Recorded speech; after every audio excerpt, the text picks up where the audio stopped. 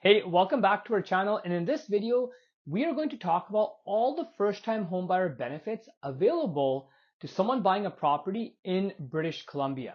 These first-time homebuyer benefits are important as these benefits will allow you to keep more cash in your pocket, and you can use that for your new home. Maybe you want to furnish your new home, buy some new furniture, or maybe you have a renovation to do on your new home. So we're going to talk about all those benefits. Now, keep in mind, even though we are only going to talk about the benefits available in BC, this doesn't mean that they're not available in other provinces. Some of the benefits may be available in other provinces across Canada, and some benefits may not be available. Also, even though we're only talking about BC in this video, keep in mind we do provide mortgage services in other provinces across Canada because we are associated with Dominion Lending Centers, which is a national brand. So we do have the ability to use our brokerage and service you in perhaps Alberta or even in Ontario. Now, what is a first-time homebuyer? What's the definition of a first-time homebuyer? A first-time homebuyer is someone who is a Canadian citizen or a permanent resident, someone that has been in BC for 12 consecutive months prior to the property registration date or has filed 2 tax returns during a 6-year period prior to the property registration date. Also, it's someone that hasn't owned a principal residence anywhere in the world before or had an interest as a principal residence in a specific property, and at the same time, someone who has never received any first-time home buyer benefits in the past. Now, one of the first benefits available to a first-time home buyer is saving or completely eliminating property transfer tax. Now, property transfer tax is paid when a buyer purchases a property. And when that property is being purchased, that property tax amount actually goes towards the government. It doesn't go into the seller's pocket, the realtor's pocket, or the mortgage broker's pocket. It actually goes in the government's pocket, and that tax bill can be reduced if you are a first-time buyer. But the general calculation is you pay 1% on the first $200,000 and then 2% between $200,000 to $2 million. If you are a first-time buyer, you could actually be completely exempt. If you're buying a property up to $500,000, you will pay 0 property transfer tax. Now, there's been some recent changes. You could actually purchase a property up to $835,000 and receive an exemption. So up to the first $500,000, it's 0. Then between $500,000 to $835,000, you will receive a credit of up to $8,000. So for example, if you're buying a property for $700,000, the tax payable on that property is 1% on the first $200,000, which is $2,000. Then $200,000 to $700,000, that difference is $500,000, and 2% of that is $10,000. So $10,000 plus $2,000 is $12,000. But if you're a first-time buyer, you will receive an exemption of $8,000, and your tax bill is now $4,000. And if you're buying a property between $835,000 to $860,000, you will receive a partial exemption. The closer you are to 860, the lower your exemption and the more your property transfer tax bill actually is. And if you're paying above $860,000, you will have to pay the entire amount of property transfer tax. Now, things are a bit different if you're buying a newly built home. These rules are for an existing built property. A common question that we receive is, many ask, if I already bought a property before, or maybe I'm buying a property with someone else and I'm a first-time buyer, but that person isn't, am I eligible for the property transfer tax rebate? And the question is yes.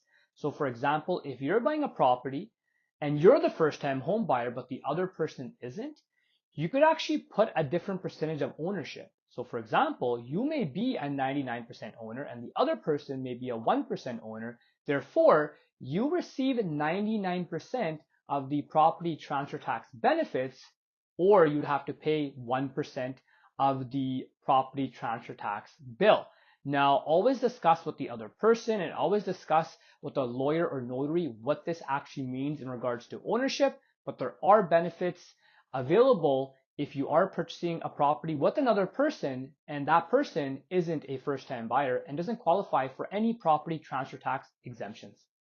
The next benefit available to a first-time home buyer is the home buyer's plan.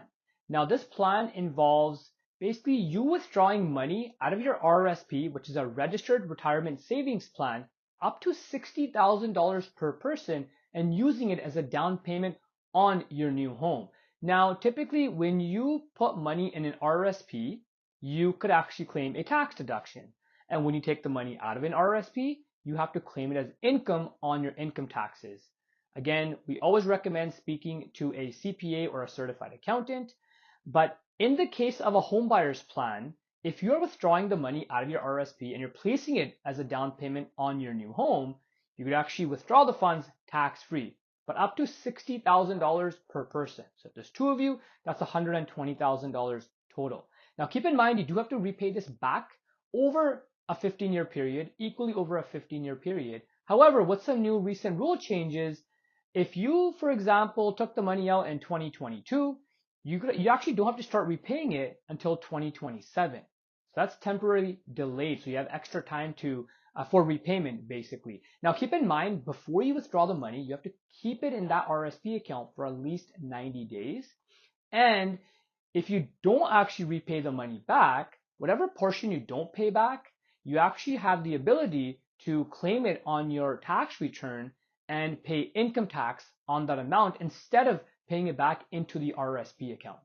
The next account available to first-time home buyers is called a first home savings account. Now, the first home savings account, also called FHSA, is one of the newer accounts because it's kind of like a combination of an RRSP account and a TFSA account, because you can put money into this account, claim a tax deduction like your RRSP account, and then as your money is sitting in this account, it could grow, and if it grows, it actually grows tax-free, sort of like your tax-free savings account, a TFSA. Now, the main difference is you don't need to repay the funds back like an RRSP, and at the same time, you could contribute up to $8,000 per year, up to a maximum amount of $40,000. Now, keep in mind, many people ask, can we use an RRSP and a FHSA at the same time when buying a home? The answer is yes. You could use an RRSP and combine it with your FHSA and use both of those accounts to make a down payment on your new home. Finally, there's two credits also available to first-time home buyers, and the first credit is a tax credit. So when you purchase a home, let's say you purchased a home in 2024, in 2025, you could actually claim a non-refundable tax credit on your T1 or on your income taxes, and always double check with your accountant, and you could potentially receive a credit of up to $1,500. And the second credit is a GST credit. Now, this credit may not be used as often because housing prices here in BC have gone up and up and up and up. But pretty much you can receive a rebate on GST paid because you do pay GST on a newly built home. And that GST rebate can be claimed if you're buying a property for under $350,000, or you get a partial exemption between a purchase price of $350,000 to $450,000.